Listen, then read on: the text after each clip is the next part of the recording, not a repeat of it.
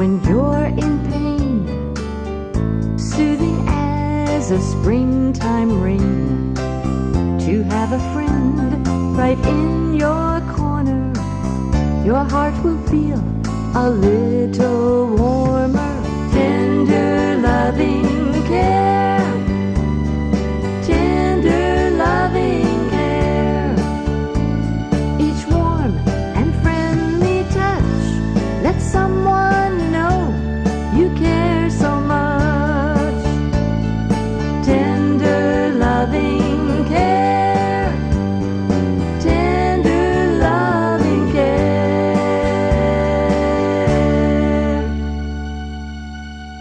Good afternoon, I'm Dr. Greenbrier Almond. Thank you for joining us on our program, Tender Loving Care.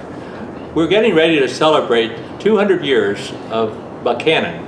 And I have here really esteemed citizens the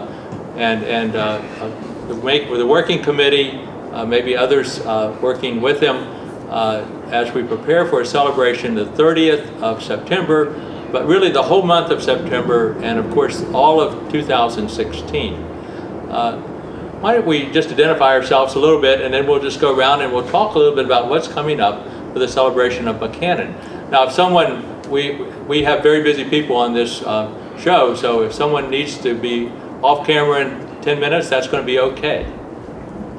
I'm Reverend Julie Sterling, and I'm the pastor at First Presbyterian Church here in Buchanan. Father Joe McLaughlin, I'm pastor at Holy Rosary Catholic Church. I'm Maria Bray, local volunteer and resident of Buchanan. And I'm Dave McCauley, mayor of the city and professor up at Wesleyan College. And this program, Tender Loving Care, has been a staple of Channel 3 for the last 38 years. We always are talking about this interface between Christianity and medicine. And I hasten to say that our own city of Buchanan has, in God we trust, on our service vehicles, our fire department, our police, emergency vehicles, and we have pastors, fathers represented here. So I feel like I got the prayers of the community in our program. But health is also an important issue, and celebration is always important for health. And we have been, what is better than to celebrate 75 years of the strawberry and now 200 years of Buchanan. What are we going to be doing, Maria, that stands out in your mind as we begin to celebrate that the community will want to come together to celebrate? We're going to start with celebrating the things that we already do every day. Okay. We'll be inviting artists to participate. Our children will be asked to write essays or draw pictures. We're asking our sculptors to create, and we'll be inviting the bakeries to a cupcake board in order to maybe create something that represents our city and our town for the celebration. So I might be looking for volunteers to help with the tasting contest. Okay, so we're going to have a tasting contest, maybe of delicious cookies, and we have a design for the logo, Buchanan celebrating 200 years, 1816 to 2016, and it is shaped like a sugar cookie with red icing, and you can imagine what it tastes like. So let the chefs beware, and we can imagine something good. Yes. David, you're the mayor, esteemed mayor, honorable mayor. Thank you. We always have a parade when we have a celebration. Buchanan loves a parade. Yes. Yes, indeed. And we're going to have a parade on September 30th. We don't know the route for sure. We don't know who all is going to be in the parade for sure. But we're going to have a parade that will conclude down in the Jawbone Park area. Parade will probably start at 6 o'clock Friday, September 30th. Shouldn't be more than an hour long. And then we'll have a couple of hours of fun, family fun in the Jawbone Park. Music and all kinds of events and things to eat. Be a good time, similar to Festival Fridays Right. that we celebrate May through September anyway. There's all those 14 weeks of Festival Fridays is just warm up. That's right. This year, all those are practice for the big event on September 30th. Right. And then about 9 o'clock, it gets darker a little earlier by that point. We'll cap it all off with fireworks, similar to what we had on July 1st. Great, great. Sounds wonderful. And we'll be celebrating with our congregations, with our community. You're involved with the parish ministry in particular, Julie. What does that add to the celebration as far as our sense of community and our sense of health that we can bring to the celebration of Buckhannon as a 200-year-old? Well, I think it's the Parish House Ministry is always looking for new ways to meet the needs of their community and trying to help build understanding about health and education. And so I think there's plenty of opportunities where the Parish House and Cross Lines Ministry can do some good things. I know that, in the next month or so, there's going to be school supplies available for the kids, a backpack. Okay. There's just a lot of good things that are going on. Right now we have the community garden, which is supplying fresh food and vegetables for the people in our community. It's a wonderful opportunity for people to come together and work as a team to do something that reflects our understanding and concern for the community. And I think we forget just about how many people that have learned the lost art of gardening. Yeah. And for me, it's wonderful because the deer have successfully eaten everything in my garden in my backyard, but I can go over to the community garden. Right. The deer don't come that far into town, maybe. Right. And I can keep my Brussels sprouts happy, and everything's good. Right. Everything's good. Well, we could. I understand we may be having a beard growing contest, and with deer season, we grow beards, and so we can get a head start on that this year and have a full beard. And oh, here's our historian already growing a beard too. Noel, welcome to the program. Thank you. We've been talking about Buckhannon as being 200 years old. The Pringle brothers are part of the history of the town. The legend of Buckhannon is part of the history. Shed a little light on history for us. Well, history and myth and legend often gets twisted together. It doesn't matter whether they're 200 years ago or 250 years ago or 50 years ago. We love a good story. We listen to, the creations of people many times, and unfortunately a lot of what's been sold off as early history for this area was created in the early 20th century. And our research shows that it was much more a typical pioneer approach to the early years here. The Pringle brothers are an interesting pair. They just happened to be the beginning point, perhaps. And I'm not sure that they were given much regard, because 2 years later, when they brought back some other people to settle, somebody else claimed the land that they had lived in a hollow tree, because John Cutright's wife claims that she was the first female in the Buckhannon Valley, and that she and her husband lived in the hollow tree. And they're the ones that claimed that land. So it's kind of an interesting story about what happens. And the sad part of the whole story is that in those days, when people came into a new place, which wasn't very new because Native Americans had been here for hundreds and thousands of years, we know that because the archaeological artifacts have been found, and they've been dated not only there but just in general all across the county, and they've been dated by archaeological experts to say that they go back thousands of years. Unfortunately, though, during the time when the Pringle brothers and the pioneer settlers came, it was already very much a period of conflict. There was no handshaking between the natives and the pioneers. Okay. They were just killing each other. The pioneers brought Indian fighters.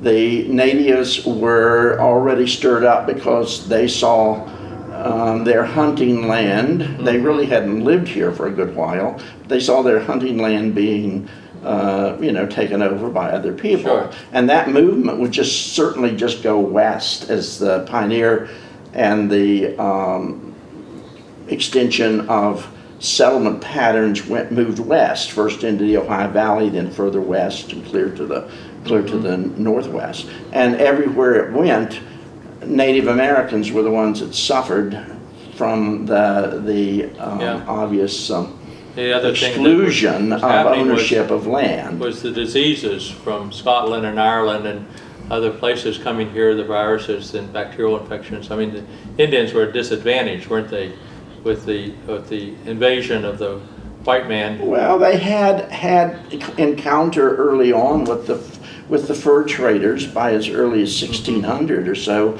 along the Ohio River. For 100 years before the pioneer settlement here in this valley, natives had already acquired cotton clothing, which was certainly a much better fabric than buckskin, because when that stuff gets wet or when it gets dry, it's really an irritating material. They had already acquired firearms, so it was somewhat of an even match when the pioneers got here. Okay. It wasn't like the white people were superior in the fighting ability. They didn't know, many of those people were coming, as far as the pioneers, they were coming from the Virginia Valley first. Later on, they would come down from New England, and they would come from the East Coast, and Right. and many of them would be direct immigrants from the Old World. Upshur County has seen a little bit of everything in regard to the background of the people. So we can't say that one body of people had an advantage over the other than it was more a philosophical advantage. The natives didn't know anything about ownership of land. Everybody else wanted a title to their land. They wanted a piece of paper that said, I own this acre of land. Right. And unfortunately, for the first actually almost 100 years, everybody claimed the same piece of land. So there were many ways to claiming land. Haman's history shows that you could clear an acre of land and grow a crop of corn and claim an additional 400 acres of land, kind of like a early homesteading kind of thing in this area. You could also go walk around all the land. You could walk around from sunup to sundown and put a mark on a tree and claim that boundary.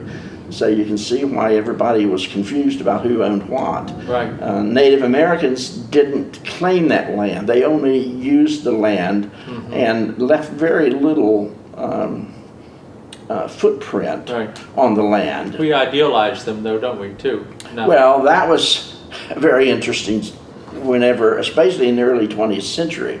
That's what created the myth of Pakongahanan and Mahonigan and all of that.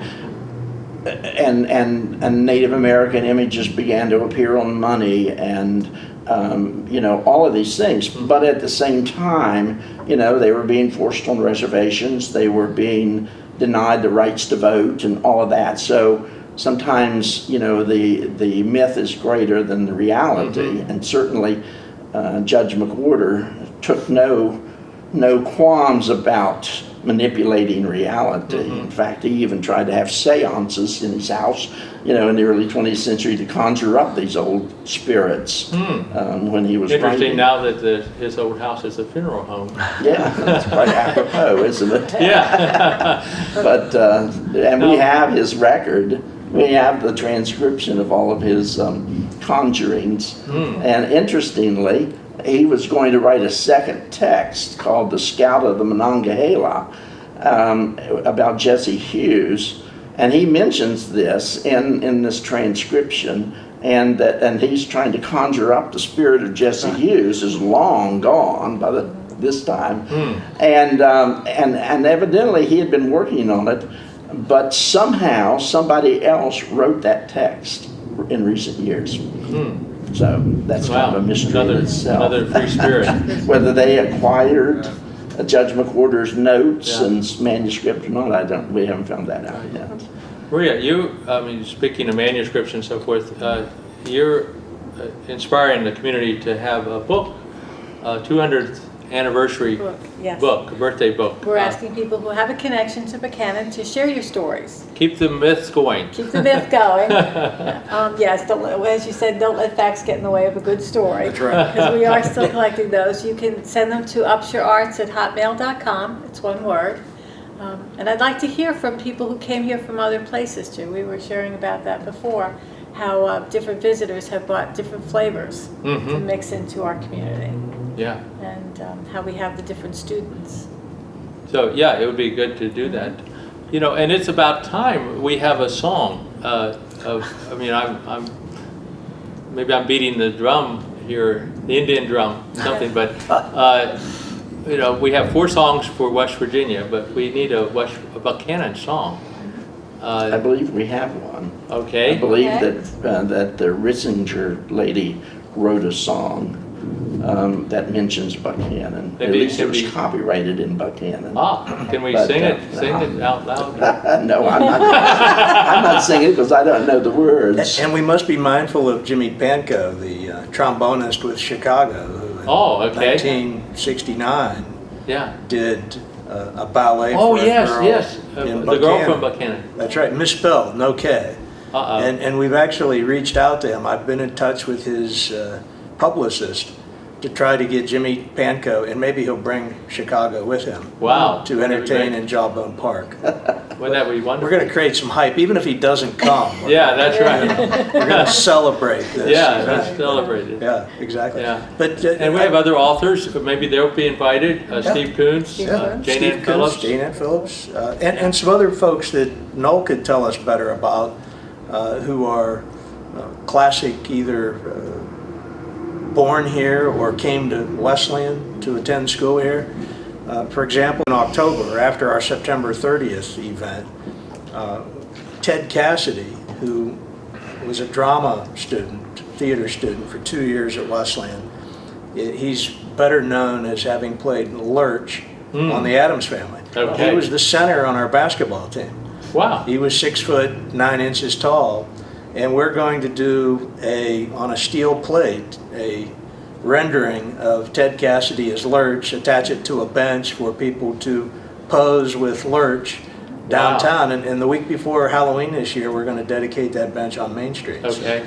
Ace Mumford, the famous football coach that won 5 national football titles down in Louisiana and 1 national basketball championship. Jean Lee Latham, the famous children's authoress who was born in a house on South Kanawha Street. We're going to celebrate all the celebrities of our community. Charlie Harper, the artist. Artist. Yeah. And we are blessed with a lot of talent, and it is time to celebrate those things.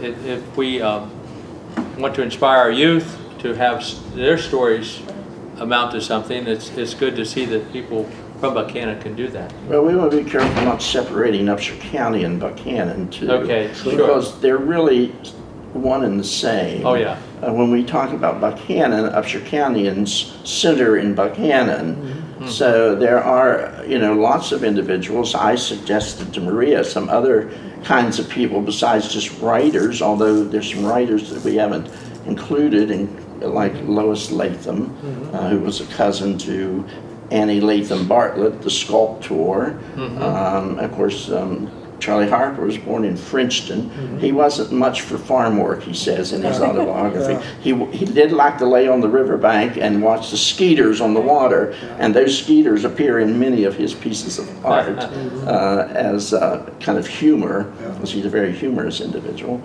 But Per Lawrence, the filmmaker, we've had people he was nominated for a Pulitzer Prize Wow. in poetry for his text to one of his films, The River.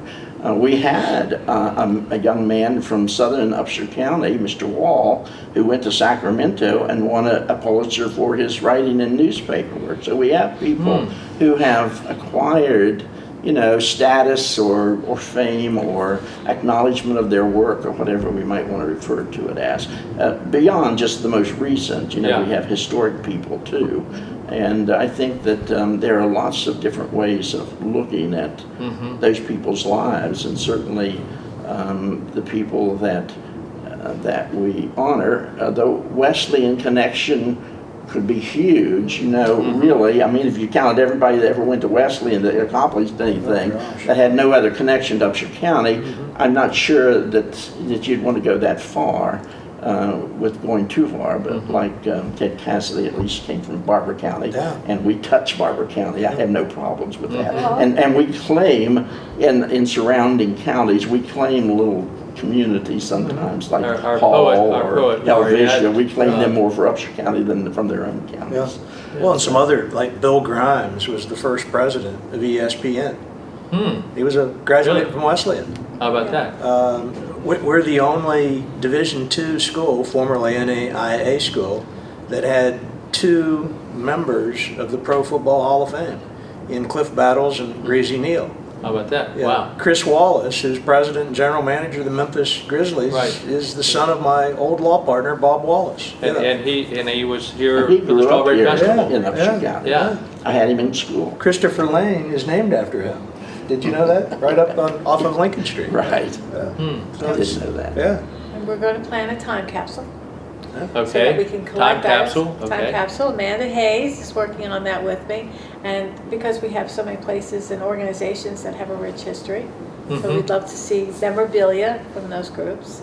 I know your church has So if been you're there watching a this long program time. again and you want to suggest something for the time capsule, We're all ears. just, Love to hear okay. what you have to say. Well, I think too, I think the more we just express to the community just what's coming up and happening. I know with my church, when they heard about it, they started talking about, well, what can we do to express our story? And I know a couple years ago during Advent, we did a celebration of what the county was like after World War I during that time, and did a worship service that reflected the history and the time. And I think that my congregation started to think, well, what can we do Yeah. to reflect our history in that way and do a special celebration? And there might be a way to, you know, find other organizations and churches that might be willing to do that, that could be organized so that, you know, during the month of, you know, September, there were some special things that were highlighted. That's a great idea. I like that. Yeah, you know, we shouldn't neglect the Catholic sisters who 9,500 years ago came over here, began St. Joseph's Hospital from Germany. So, I mean, this is another root of our community.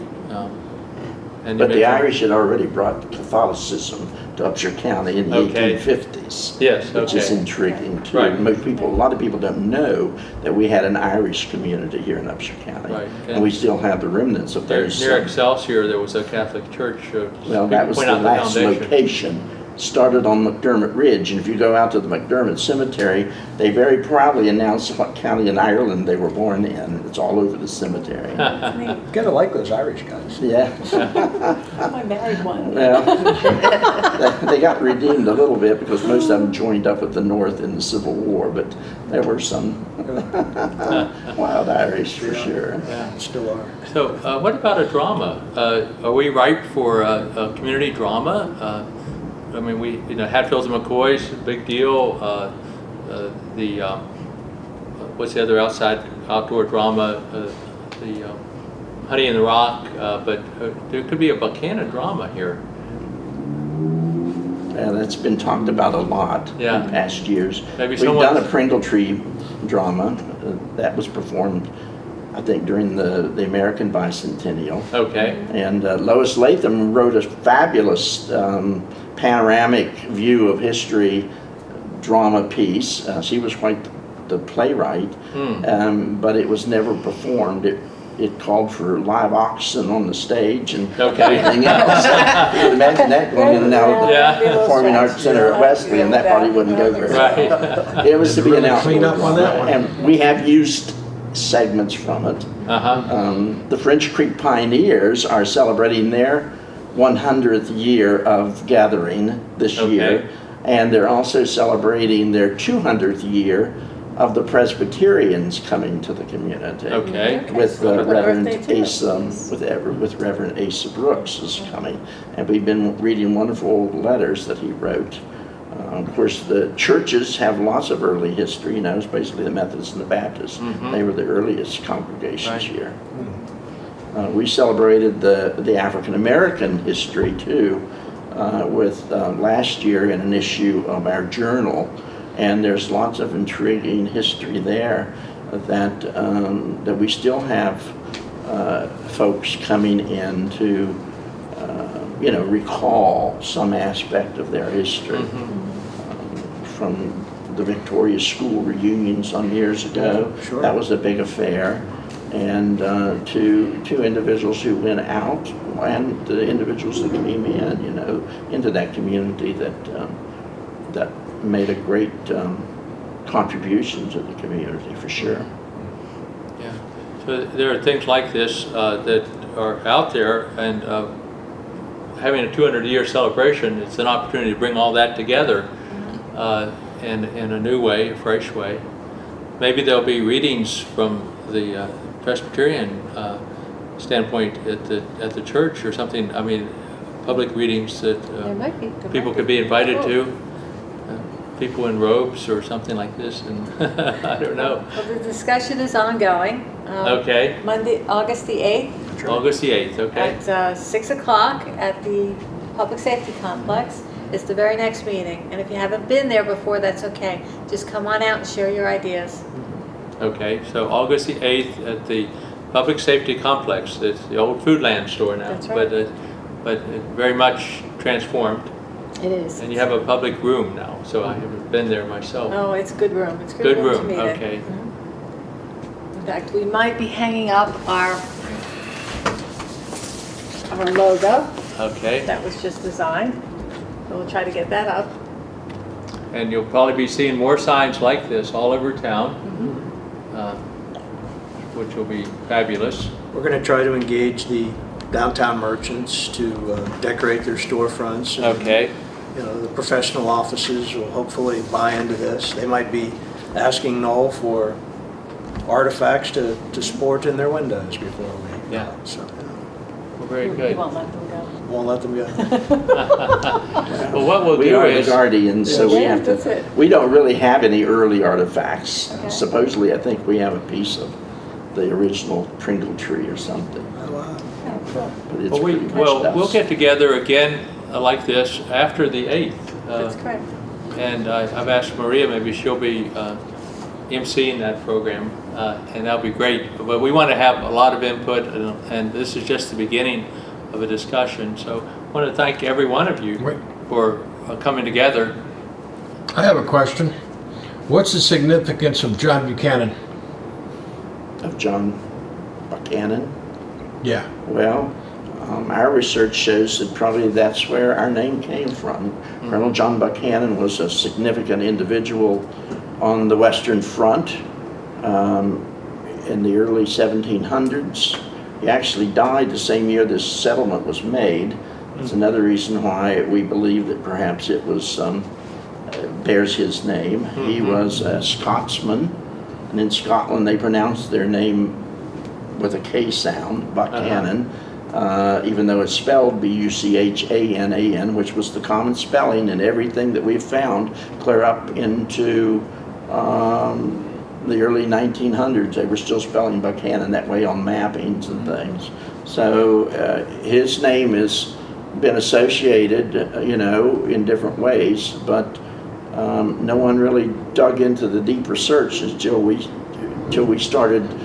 We made contact with the state archives in Virginia, and then there is a text by Robert Bruce dated 1894 that says in a footnote that John Simpson, who was the companion of the Pringle brothers when they left, although he wasn't a deserter from the British Army, he was a fur trapper, and he had engaged them to come into the wilderness with him. They didn't get along with him and left. But Robert Bruce says it was John Simpson who named the river in honor of John Buchanan and called it Buchanan.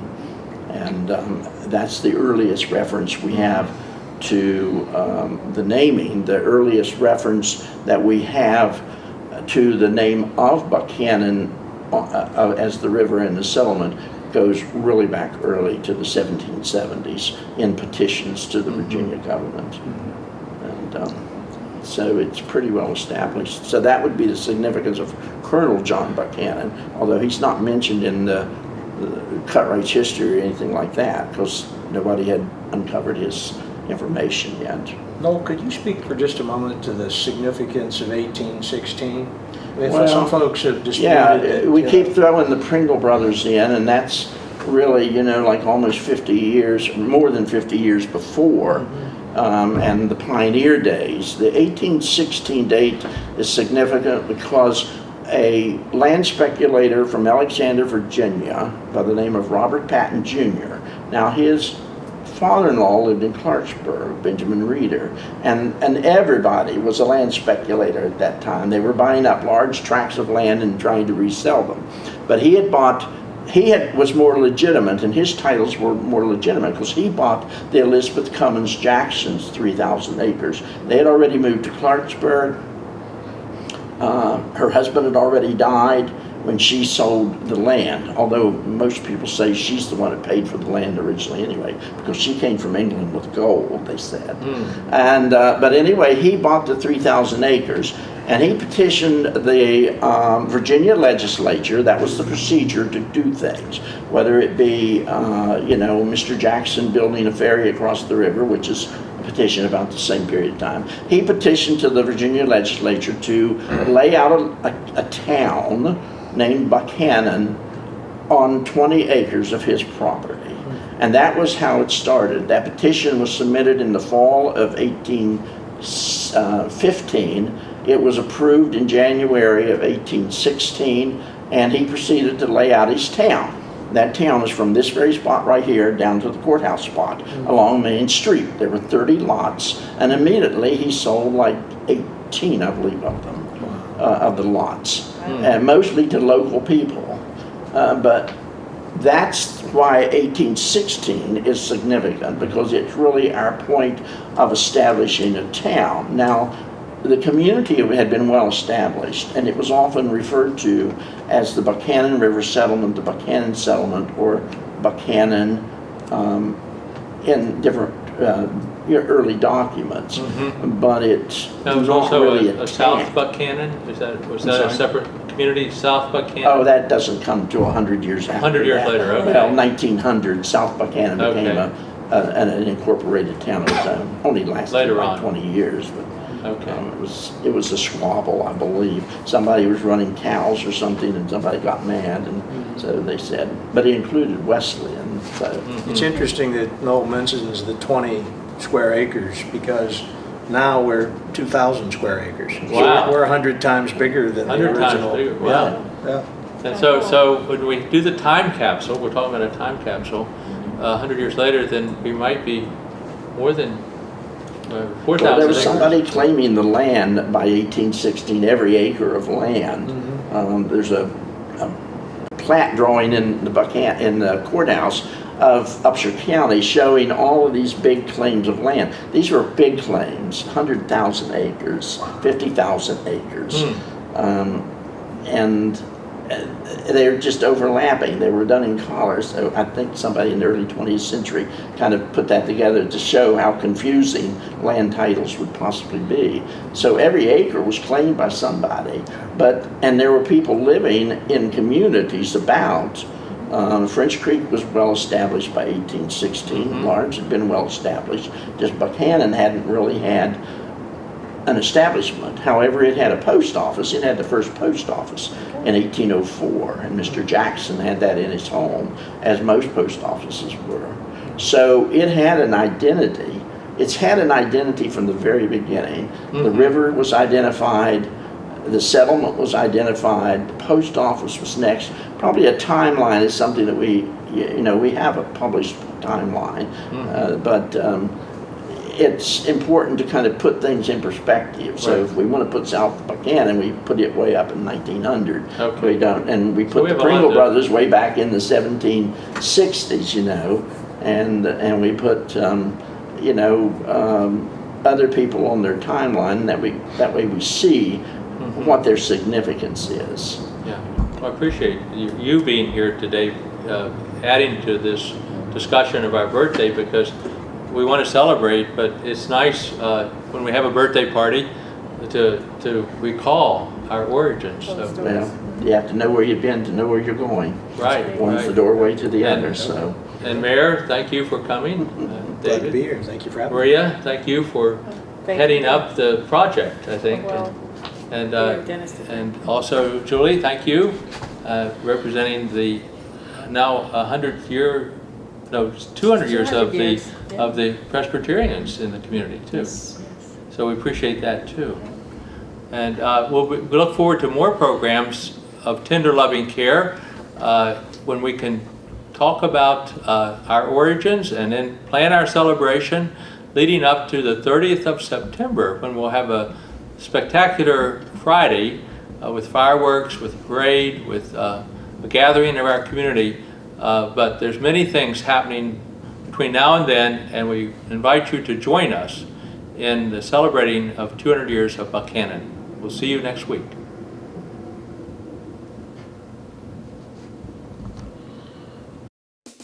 Stories of a West Virginia Doctor, written by Dr. Harold D. Allman. A collection of 55 short stories about his experience as a small-town doctor in central West Virginia. And Tender Loving Care. Stories from a West Virginia Doctor, Volume 2, written by Dr. Greenbrier Allman, using videotapes to write 70 additional stories of his father's very colorful life as a small-town doctor. They can be found for purchase at Amazon.com and most local bookstores.